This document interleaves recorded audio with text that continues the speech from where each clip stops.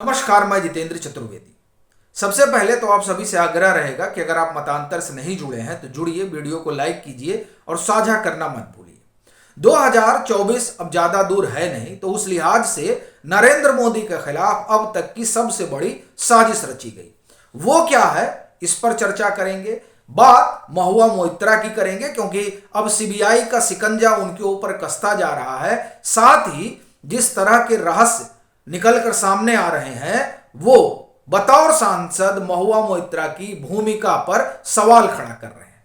और इसमें एक बात राहुल गांधी की भी होगी, क्योंकि जो खबरें हैं वो बता रही हैं कि अब उनके लिए तिहाड़ यात्रा शुरू हो सकती है। हालांकि ये सवाल बड़ा है कि आखिर में ऐसा क्या हुआ कि राहुल गांधी को तिहाड़ जाना पड़ जाएगा। देखिए, पहला तो नेशनल हेराल्ड वाला ही मामला है, जिसमें वो फंसे हुए हैं। चूंकि अभी तकरीबन 750 करोड़ रुपए की संपत्ति जो है वो जब्त हुई है, और जिसका सीधा सरोकार एंग इंडियन प्राइवेट लिमिटेड से है। और एंग इंडियन का जो सरोकार है वो राहुल गांधी और सोनिया गांधी से है। अब इसमें जो कार्रवाई है उससे एक संकेत तो ये सीधा सीधा मिल रहा है। दूसरा, जिस तरह से राहुल गांधी की शब्दावली में बिगाड़ आया है, वो बिगाड़ भी उनके लिए तिहाड़ का रास्ता ही बना रहा है।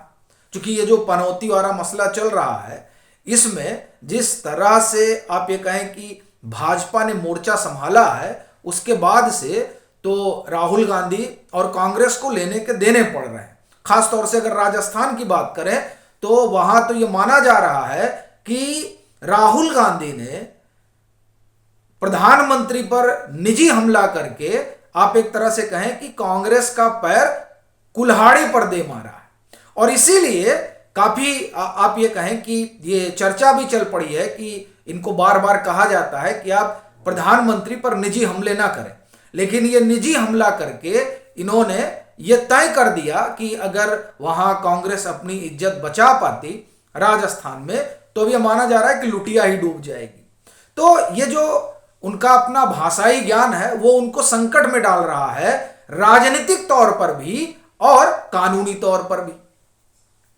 तीसरा जो सबसे बड़ा मामला है, और दरअसल वही मामला महुआ मोइत्रा के लिए भी समस्या का सबब बन गया है, और वही मामला 2024 में कांग्रेस के लिए भी समस्या का सबब बनता नजर आ रहा है।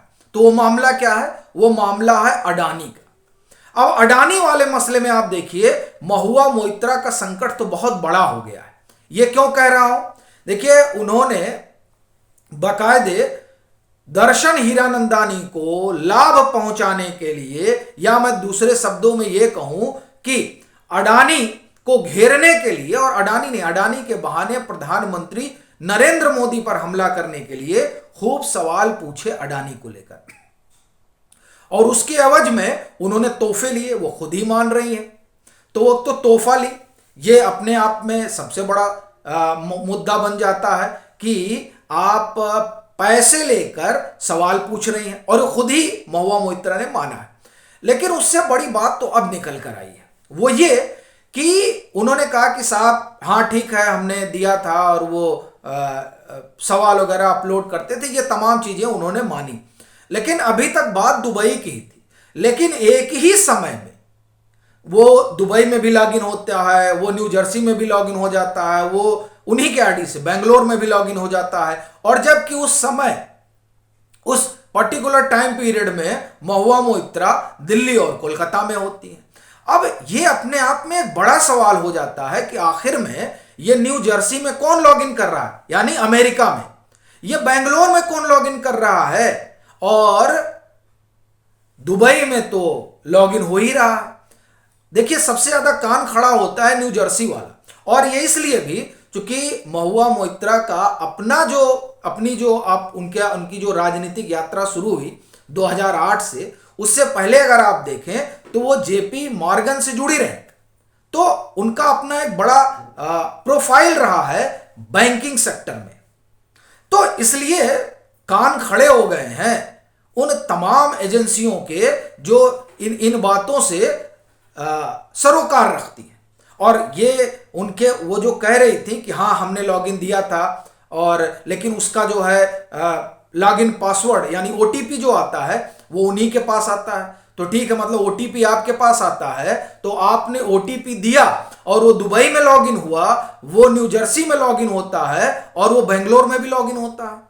तो ये जो मामला है ये अब नेशनल सिक्योरिटी का मसला बन गया है, जो महुआ मोइत्रा के लिए ठीक संकेत नहीं।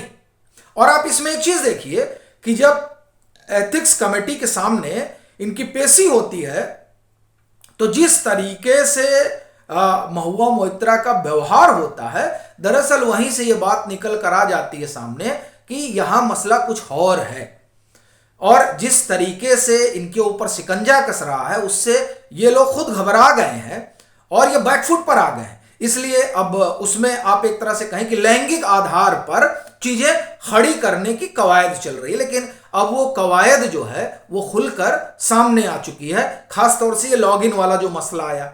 दूसरा, अब सीबीआई ने भी जांच पड़ताल इनिशिएट कर दी है, यानी अडानी के खिलाफ जो ये अभियान चलाने की मुहिम रही उस मुहिम के अवज में लाभ लिया गया। और वो जो लाभ लिया गया अच्छा, उससे वो इनकार नहीं कर रहे, वो मान रहे हमने लिया, लेकिन कह रहे हैं कि अब हमने तोहफा ले लिया तो उसकी वजह से हमारे ऊपर कार्रवाई हो जाएगी। अब ये देखिए, ये बड़ी चीज है कि आपने लिया और आप चाहते हैं कि आपके ऊपर कार्रवाई ना हो। अब वो जो होगा वो तो दरअसल लोकसभा तय करेगी कि क्या कुछ होना है, और सीबीआई जांच पड़ताल में लग गई है तो सीबीआई तय करेगी। लेकिन एक चीज तो इससे साफ हो गया कि नरेंद्र मोदी के खिलाफ किस तरीके का षड्यंत्र रचा जा रहा था, और उस षड्यंत्र में अकेली हिस्सेदारी महुआ मोइत्रा की नहीं थी। हाँ, वो दर्शन हीरानंदानी के लिए अभियान चला रही थी, क्योंकि उनकी और दर्शन हीरानंदानी और अडानी की अपनी प्रतिस्पर्धा है रियल एस्टेट को लेकर। तो वो अपनी प्रतिस्पर्धा में आगे निकलना चाह रहे थे, और साथ ही चाह रहे थे कि महुआ मोइत्रा का जो अपना कांटेक्ट है खासतौर से विपक्षी के साथ, उसका वो भुना भी ले। लेकिन वहां उनका हित अलग था और महुआ मोइत्रा का अपना हित इस बात को लेकर था कि अडानी के बहाने नरेंद्र मोदी को कटघरे में खड़ा किया जाए और अपनी राजनीतिक उड़ान जो है उसको और बढ़ाया जाए। लेकिन मामला यहां उल्टा पड़ गया।